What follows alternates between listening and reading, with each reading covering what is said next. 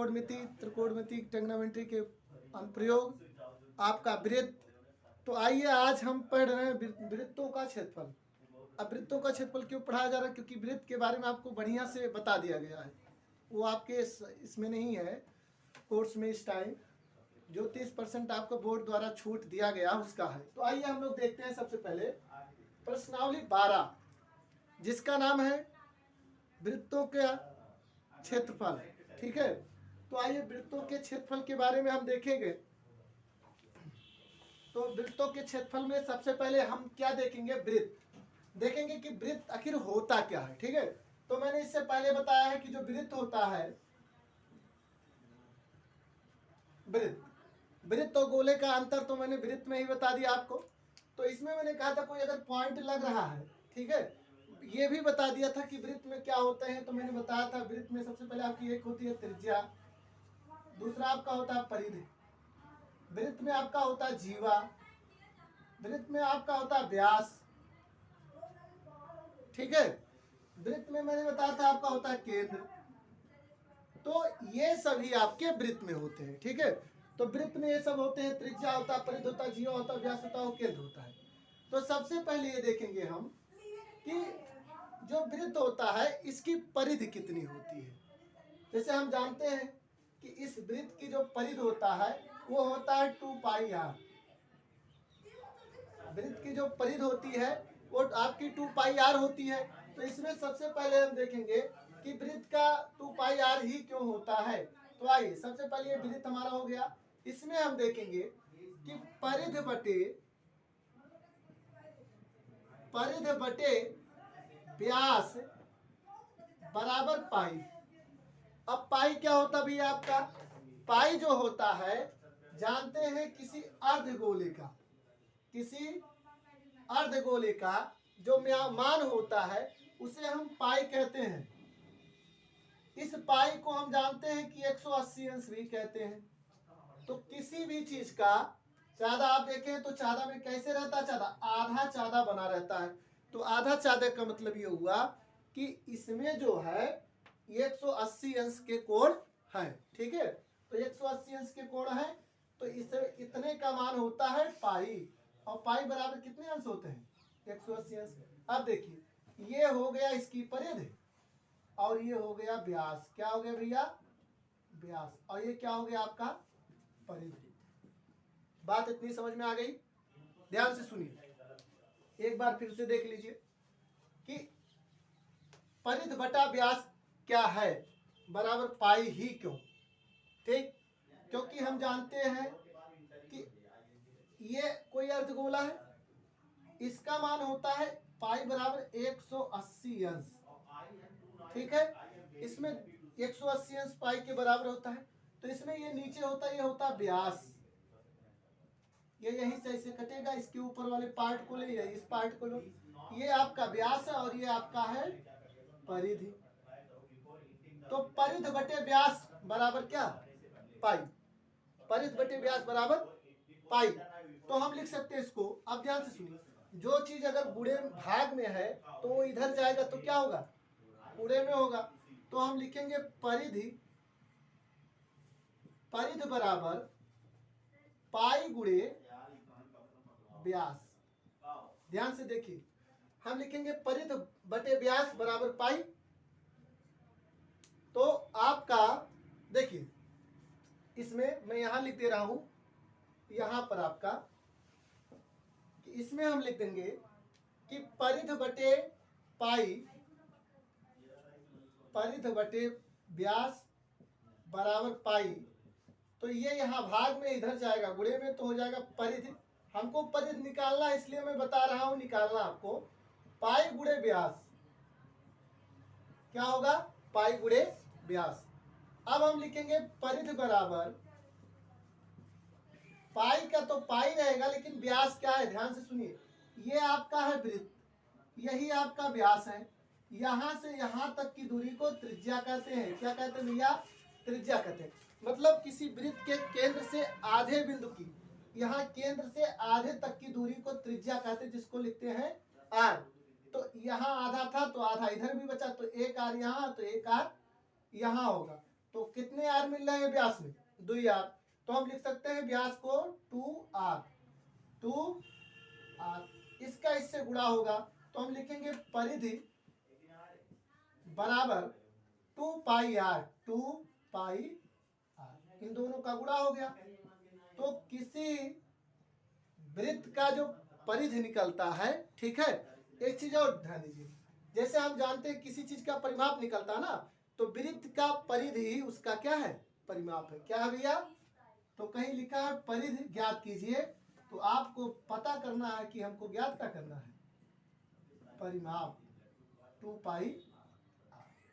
इसको आप लोग नोट कर लीजिए, जिसको नोट करना हो जल्दी से उतार लीजिए, फिर मैं सवाल बता रहा हूं। देखिए परिधि परिमाप है, क्योंकि यहीं से हम चले हैं और फिर यहीं ऐसे ऐसे पहुंच गए यहीं पर, तो वही आपका क्या होता है? परिमाप। मतलब जितना दूरी आप चले हैं वही आपका तय किया गया दूरी आपका परिमाप कहलाता है। इसमें सस्पेंस बहुत बच्चे का होता है कि भाई ये कहाँ से हुआ है, तो इसके लिए मैं बता दे रहा हूँ आपको। इसको आप लगा लीजिएगा और तब तक मैं सवाल देख रहा हूँ क्या क्या दिया गया है। कहा 2 वृत्तों की त्रिज्याएं, आप लोग इसको लिखते रहिए। 2 वृत्तों की त्रिज्याएं 19 सेंटीमीटर और 9 सेंटीमीटर है।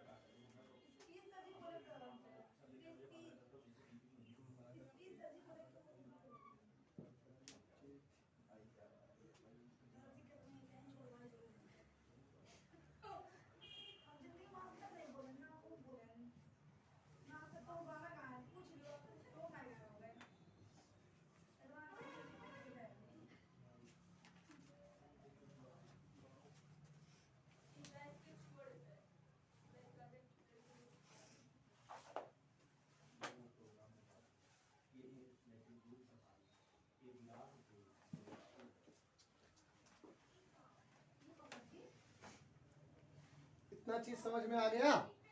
तो आपको ये परिधि निकालना आ गया ना, कि किसी वृत्त का परिधि कैसे हम निकालेंगे। चलिए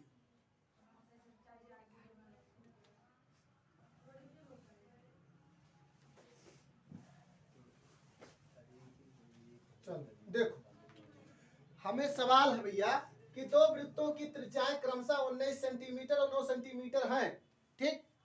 तो एक वृत्त हमारा ये हो गया और एक वृत्त ये हो गया। तो पहले जो वृत्त है इसकी जो त्रिज्या है 19 सेंटीमीटर है, और दूसरे वृत्त की त्रिज्या R2 मानेंगे, ये कितना सेंटीमीटर? 9 सेंटीमीटर है। तो हम सवाल में लिखेंगे पहले वृत्त की त्रिज्या R1 बराबर 19 सेंटीमीटर तथा दूसरे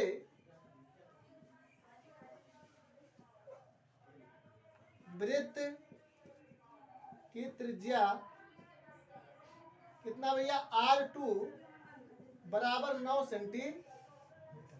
2 मिल गए, एक R1 बराबर 19 सेंटीमीटर और एक R2 बराबर 9 सेंटीमीटर। फिर लिखा है उस वृत्त की त्रिज्या ज्ञात कीजिए जिसकी परिधि इन दोनों की वृत्त के परिधियों के योग के बराबर। इन दोनों के जोड़कर, जैसे छोटी छोटी आप गोली लिए, जैसे बचपन में आप क्या करते थे, छोटा छोटा मोमबत्ती का टुकड़ा बना के एक मोमबत्ती तैयार करते थे आप लोग ऐसे बचपन में।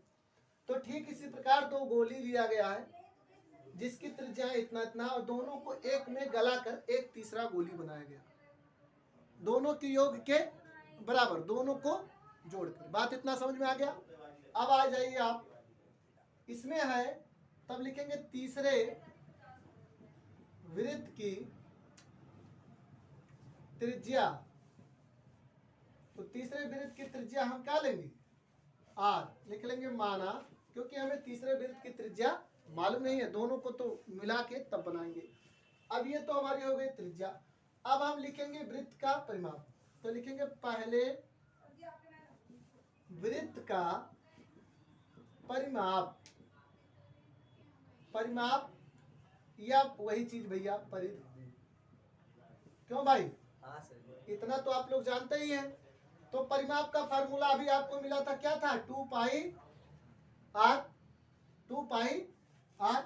तो पहले वृत्त का जो परिमाप है 2 पाई आर, तो 2 पाई और गुणे आर का, पहले आर का मान है 19, तो हम लिख लिए 19 बराबर 19 दूनी 38। यहाँ पाई है तो यहाँ पाई को हम लिख लिए। ठीक है, अब हम लिखेंगे दूसरे वृत्त का परिमाप। क्या लिखेंगे? दूसरे वृत्त का परिमाप या वही परिधि। तो इसमें हम क्या लिख लेंगे?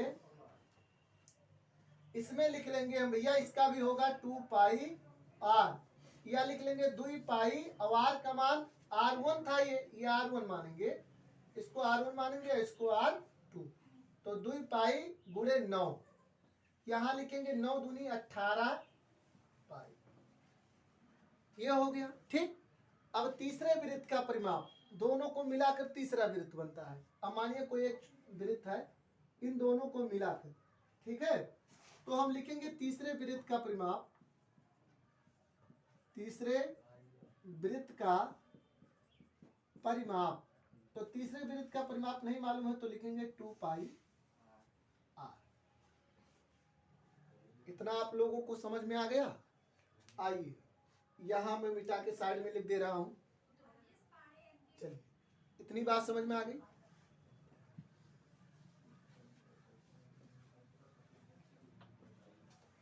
देखिए, ये तो हमको इतना मिल गया। ठीक, अब ये तो आपके तीसरे वृत्त का परिमाप हो गया। अब हम तीनों का निकालेंगे। ठीक है, तब तीसरे वृत्त का परिमाप बराबर पहले वृत्त का परिमाप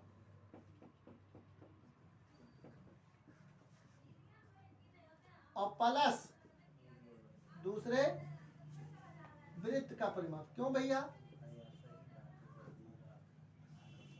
बात समझ में आ रही है आप लोग को कि नहीं समझ में आ रहा? सवाल आ रहा ना?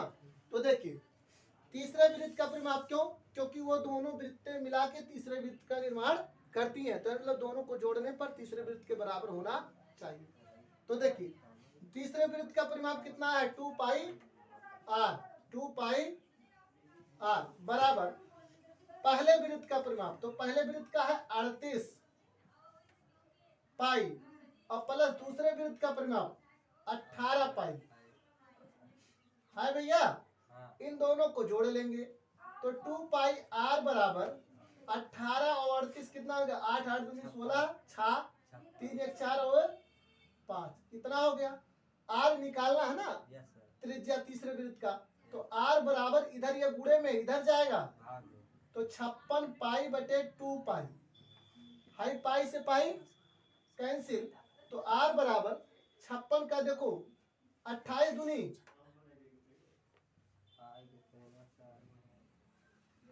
लिखेंगे, अतः तीसरे वृत्त की त्रिज्या आर बराबर 28 सेंटीमीटर होगी। फटाफट इसको उतार लीजिए आप लोग, फटाफट उतार लीजिए।